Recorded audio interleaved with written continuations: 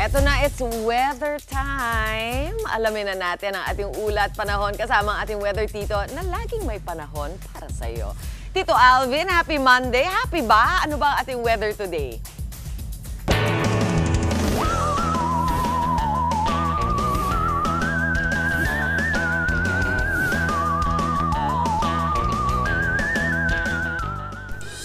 Good morning, Mami Chiki, at good morning mga kapatid. Ulat panahon po tayo ngayong araw ng Lunes. Naku mga kapatid, malapit na pong magsimula ang panahon ng habagat o yung ating tinatawag ng southwest monsoon. Kung mapapansin nyo itong ating wind map, magkakaroon tayo ng mababaw na low pressure area dito. Ito po ay tinatawag na lang JTWC ng US as 91 Invest Area or Investigative Area o area na dapat pagtuunan ng pansin. Kung mapapansin nyo, aakyat po yan dito sa bandang itaas ng ating bansa at sasama doon sa ating tinatawag na frontal system.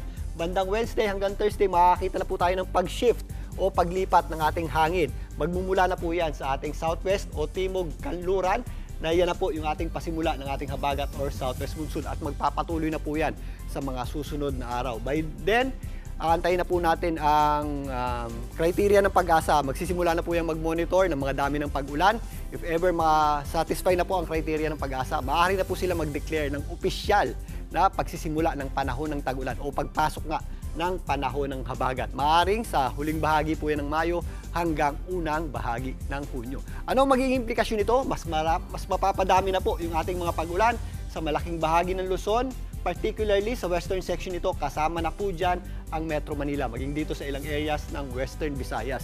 Pero mga kapatid, may mga areas po sa ating bansa na halos buong taon nakakaranas ng pag-ulan, kagaya po ng Mindanao. Ito po yung mga areas na nasa ilalim ng Type 4 climate at buong taon po, posible po ang mga pag-ulan dyan. Mas nababawasan pa nga yan kapag meron tayong habagat or southwest monsoon.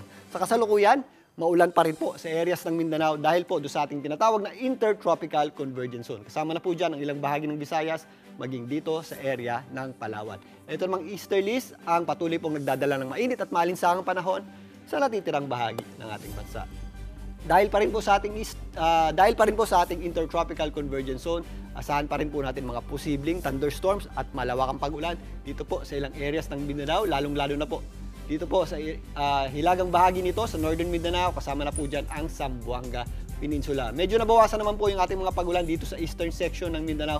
Pero again, posible pa rin po yung mga isolated o localized na pag-ulan at thunderstorms na kadalasang nangyayari tuwing hapon at gabi. Mga kapatid, mag-ingat po tayo kapag meron po tayong thunderstorms. Yan po ay biglang buhos ng malakas na pag-ulan na posibleng magpaba at magdulot ng mga flash floods at landslides. Dito naman sa Visayas, yung ating concentration ng mga pag-ulan ay nandito sa western section nito. Dulot pa rin ito ng ating tinatawag na Intertropical Convergence Zone. Kasama po dyan ang isla ng Negros, maging dito sa area ng Palawan.